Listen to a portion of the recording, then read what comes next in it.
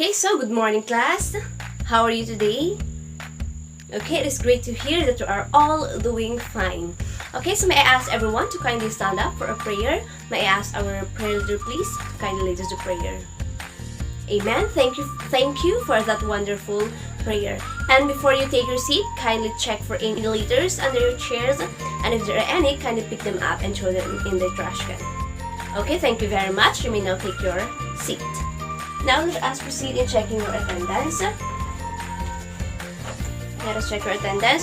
I'm going to call your last name. Kindly say present if you are here. Okay, so perfect attendance. I hope you maintain that perfect attendance up until the end of this semester. Okay, so now I would like us to read a quote. I ask everybody to kindly read. Okay, thank you very much. Now, no matter how hard life is, let us always smile and be thankful because God woke us up today and every day is a blessing. Once again, good morning, my dear students. Okay, so connection to this, I have here a thumbs up. Which will serve as my basis in grading your participation for today's lesson. Every time you recite or every time you answer a question, I'm going to give you one thumbs up, and you have to gather all of these because at the end of our class, I'm going to collect them and will serve as my basis in grading your participation for today. Is that clear? Okay. Now I have here an image. So what do you see in the image? Yes, a couple of friends, girls. So what are they doing? Okay, they are looking up in the sky. Now, who among you here loves looking up into the sky during nighttime? Anyone? Okay, so yes. Why do you love looking up into the sky every nighttime? Yes, okay. That's because of the beautiful shining stars. How about the others? Okay, so today we are going to define a star in comparison to other celestial bodies, describe the properties of a star in terms of size, shape, brightness, structure, movement, and components. And lastly, we are going to appreciate the unique characteristics of stars. Okay, I would like you to take down notes of these learning outcomes for today. Okay, so with that, let us play fact or bluff. So does everybody here know the mechanics of fact or bluff game? Okay, so it is great. So I am going to show sentences or phrases about stars, and you have to answer either it is a bluff or it is a fact. When you say fact, it is true. When you say bluff, it is not true. Did everybody get it? Okay.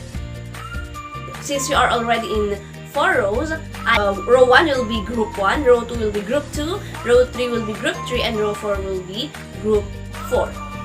Okay? So you have to choose your final answer before you answer either is it a fact or a bluff.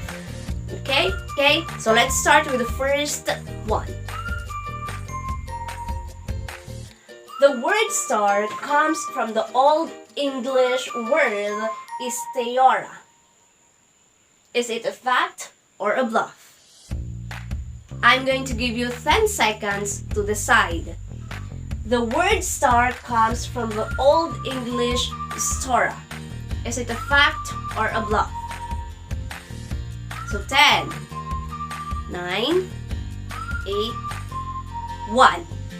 So row 1, is it a fact or a bluff? Okay, how about row 2? Oh, let us see who is correct.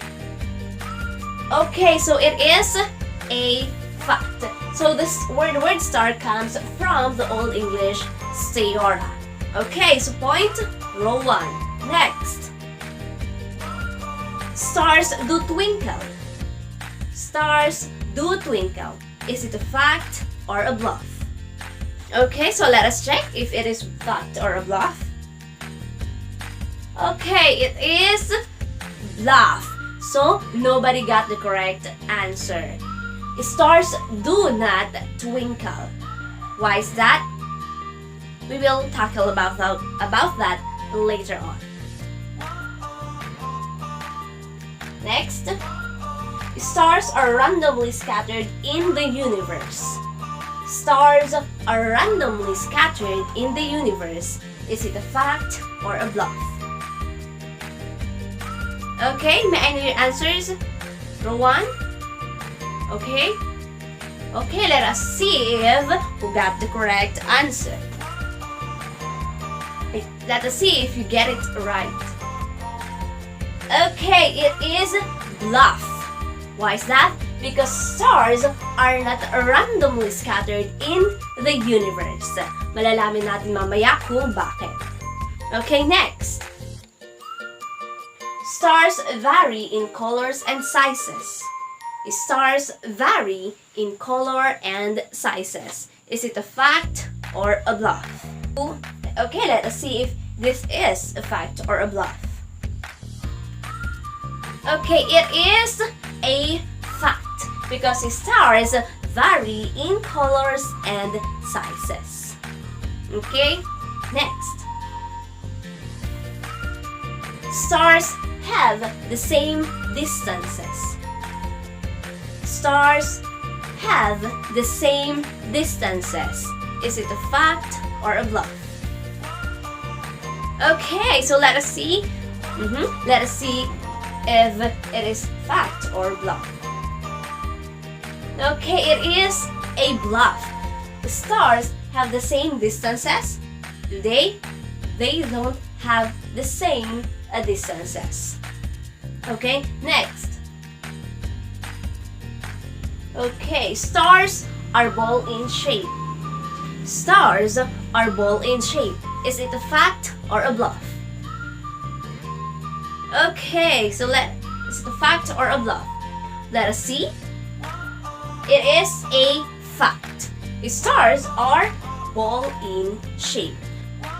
Now, stars are self-luminous. Stars are self-luminous. Is it a fact or a bluff? Okay, let us see. Okay, it is a fact. Stars are indeed self-luminous celestial bodies. Okay, next. Stars are composed mostly of nitrogen and helium. Stars are composed mostly of nitrogen and helium. Is it a fact or a bluff? Okay, let us see. It is a bluff. Why is that? Anybody? Okay, it is a bluff because it is not nitrogen, rather it is hydrogen. Okay, so malalaman natin yan. We will tackle that in our discussion. Next, stars eventually die when they run out of their fuel.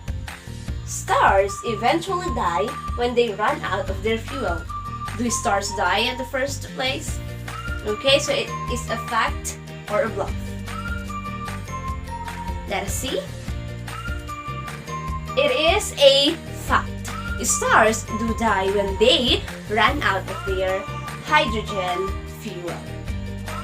Okay, the end of our fact and bluff. So how many points did row 1 get about row 2? So our winner is, we have a row 3. So congratulations, Meg. Let's give them a round of applause. Now let us move on. Tell something about me. So anybody from the class? What do you see in the image? Yes, it is indeed our sun. So I knew that you already tackled the sun, and may I know what you can remember about the sun. So tell something about the sun. Okay, any volunteer please? Okay, yes. Here's your thumbs up. How about the others? Yes. Here's your thumbs up. Okay, so thank you very much for those who shared their idea about sun. Now, as we have said, sun is a star. Why is then sun considered a star? Why is sun considered a star? What property of the sun makes it a star? Any guess? Anyone from the class? Okay. Yes? How about the others? Okay, here's a thumbs up. Okay, let us see if you are correct. Okay, sun, may I ask everybody to kindly read? The sun is considered a star because it creates its own energy by the fusion of helium and hydrogen, and that is actually the basic component of a star. And as we have said a while ago, they are self-luminous due to the fusion reaction of helium and hydrogen. Okay, is it clear to everyone why stars considered a star? Okay, now let us in-depthly talk about the characteristics of a star. Okay, may I ask one volunteer please to kindly read the first sentence?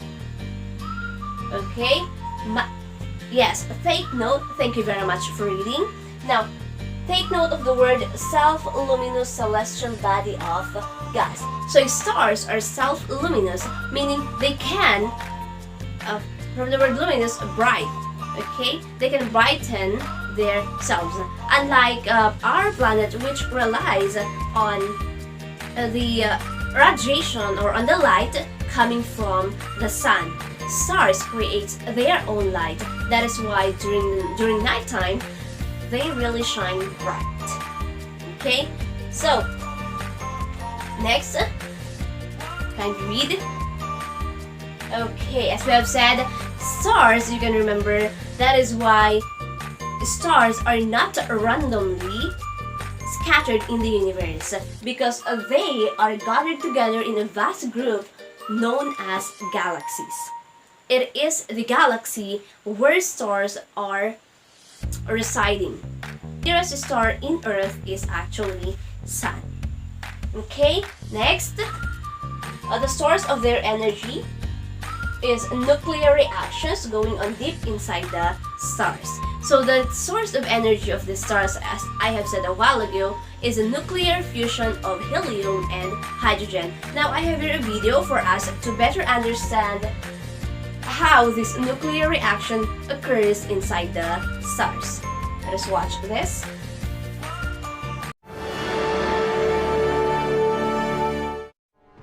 If we could open up the sun, we'd see layers of dense hydrogen gas, hundreds of thousands of miles deep. And at its center, the core, the sun gives birth to light. Forged in one of the most violent reactions in the universe, nuclear fusion. The specific nuclear reaction that powers the sun is fusion. Fusion of hydrogen into helium. You take two hydrogen atoms, you ram them together, and what's left over is a helium atom. It sounds simple enough, but it's not. It's actually hard to get two atoms to fuse. Two protons have the same charge, they're both positively charged, they want to repel each other. Protons don't like to get close together. They have to come together with a huge amount of energy or velocity to get close enough to begin to fuse, and that's very, very rare. To force protons together takes immense amounts of heat and pressure, generated by the invisible hand of gravity. The sun contains 99.8% of all the matter in the solar system. That's a lot of mass. All that mass pulls the sun together with unimaginable gravitational force. But with gravity crushing things down, things get close enough together, and nuclear fusion happens. In this nuclear compactor, hydrogen atoms slam together 100 million quadrillion times each second. Some of these collisions are so powerful that atoms fuse, releasing energy. When the protons come together, to bind together, they lose a little bit of mass, and that mass gets converted into energy. And every second of every day, about 5 million tons of stuff is being converted to energy. It's amazing. I hope you were able to understand clearly how nuclear fusion occurs in our stars. Now, stars can be defined by 5 basic characteristics. We have brightness, color, surface temperature, size, and mass. Okay, so let us start first with the brightness of stars. So there are actually 2 properties in the brightness of stars. We have luminosity and magnitude. So when we say luminosity, kindly read. Okay, thank you very much. So when we say luminosity, it is actually the brightness of the star that it radiates. We're talking about how shiny how bright the stars are. Then we have absolute magnitude, which is a perceived brightness factoring in size and distances. So we say absolute brightness, this is the brightness of the stars in accordance to its size and distance. For example, the brightness that we see from here on Earth to up into the sky during night time. So that is the absolute brightness of a star. Next would be the apparent magnitude, which is the opposite of absolute magnitude. So when we say apparent magnitude, kindly read everyone. Yes, when we say apparent magnitude, this is the brightness of the stars in irrespective of its size and its distance. So it is when we say apparent, it is the true brightness of the stars. What do you think is the brightest star in the universe? We're talking about the universe, the brightest star. Any guess? Yes, right? How about the others? Okay. So none of you got the correct answer. So it is actually what we call as the Sirius star. The Sirius star is the brightest star in the universe. Everyone, kindly read, please. Yes. Thank you very much. So as you can see here, this is how Sirius looks like from the Earth's surface, and this is actually how Sirius looks like taken by the probes in the universe. Okay, so that is how bright Sirius is. So this is where we can see Sirius. If you can find this Orion the Great Hunter, it is just below the it is the Sirius star. Okay, so next, the universe. Now let us look at other stars that are more brighter than the other. Okay, so this is the brightest stars in the night sky. May I ask the volunteer to read them? Okay, so do you think nakita niyo na tong mga to during your stargazing? Maybe, of course, because they are the brightest stars. So for sure, nakita nyo na ang mga ito. Okay? Next, now let us proceed to the stars' color and temperature. Now I would like you to arrange these 5 stars from hottest to coolest stars. Okay, the arrangement is actually blue is the hottest and red is the coolest. Let us further know the relationship of the star's color and its temperature.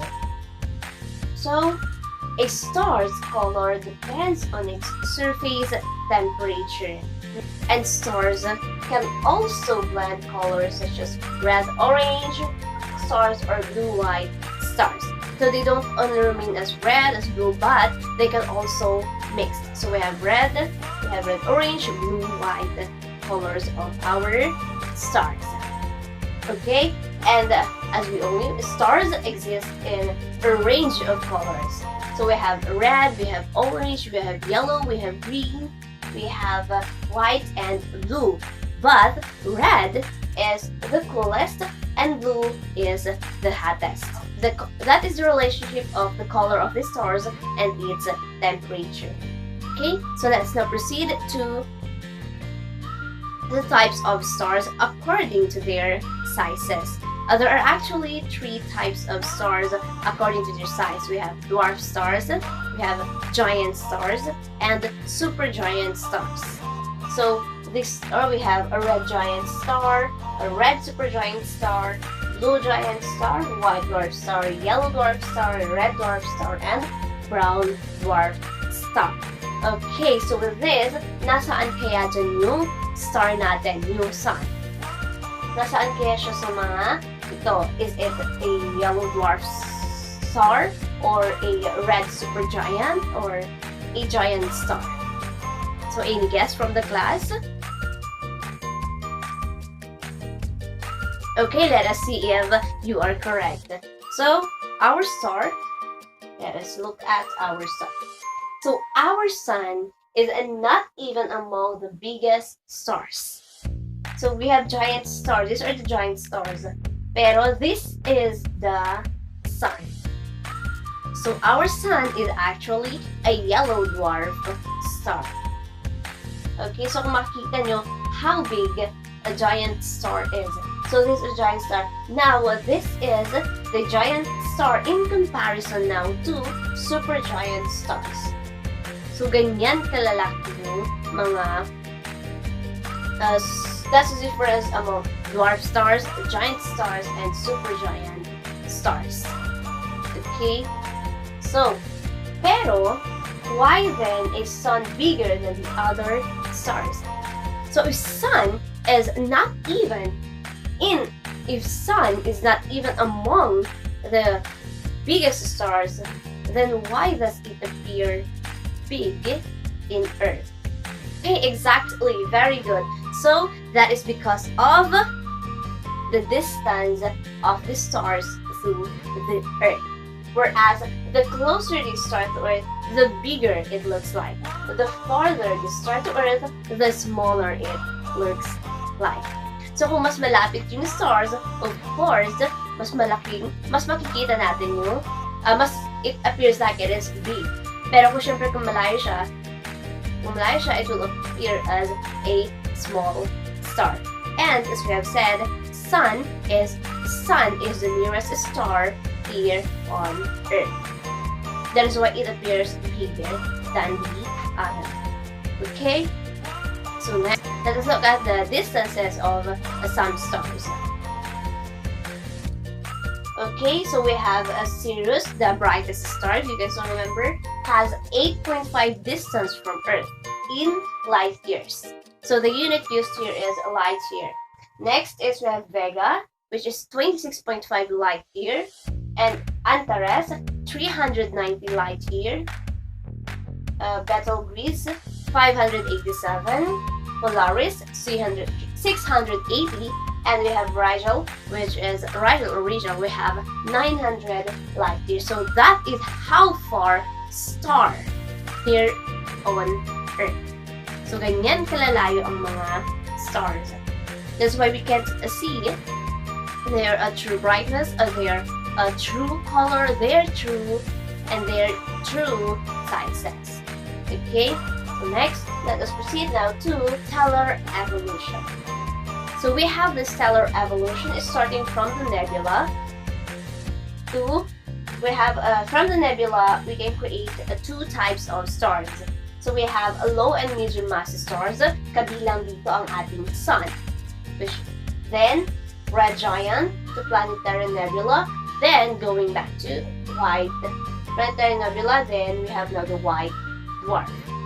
Next is we have high mass stars, the red supergiant, supernova. When I say supernova, this is the bursting, the stars burst. Then we have high mass stars, neutron star, and very high mass stars, black hole, resulting now to neutron star or a black hole. Okay, so that is the stellar evolution of the star. Now, I would like you to bring out 1/4 crosswise and answer the following questions. This is the lesson for today. And those who got the thumbs up, smiley, emoji, kindly paste them at the back of your 1/2 crosswise so that I can be able to see the people who got a thumbs up. Okay, so there's already a paste at the back of the emoji, so just take it out and paste it on your one crosswise. Okay, so I'm going to give you 10 minutes to answer these 3 items. I'm going to give you 15 minutes. I'm going to give you 15 minutes to answer these 3 items. Okay? Okay, time's up. Pass your papers in front. Okay, so I am going to check your papers, and I'm going to give it back to you in our next meeting. Okay? Everybody, kindly stand for our closing prayer. Okay, thank you very much for that prayer. Okay, so thank you very much, guys, for your active participation in our discussion. Okay, so goodbye, class.